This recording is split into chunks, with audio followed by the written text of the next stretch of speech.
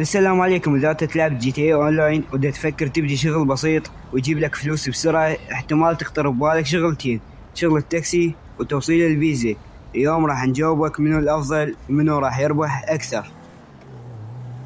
أول شي شغل التاكسي موجود بجي تي اي اونلاين وبجي تي اي اوفلاين، يعني بالمودين وبشكل رسمي يعني نازلة باللعبة.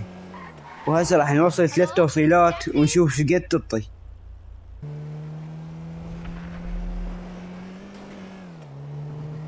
هنا اشوف المهارات والاحتراف. هسه هنا التوصيلة الأولى وهنا التوصيلة الثانية وهاي التوصيلة الثالثة.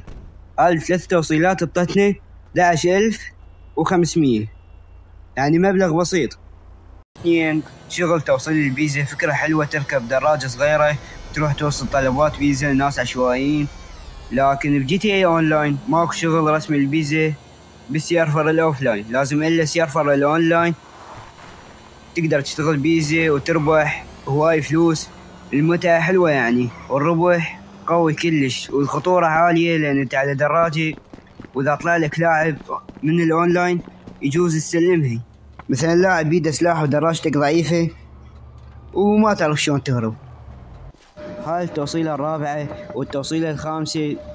انقطع التصوير وما انتبهت، وهي كلها 5 توصيلات، والنتيجة أفضل توصيل الفيزا لأن نعطى فلوس أكثر ونقاط RP، لأن توصيل التاكسي ما يعطي نقاط RP، فقط فلوس. هاي اعطتني فلوس بحدود 20,000 ونقاط RP، وفضلت توصيل الفيزا لأن تعطي فلوس أكثر وتعطي وياها نقاط RP.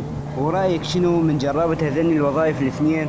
واكتب لي بالكومنتات، وخلي لايك إذا تحب سلسلة شلون تجيب فلوس بسرعة من جي تي اي اونلاين، ونشوفكم بالفيديو الجاي.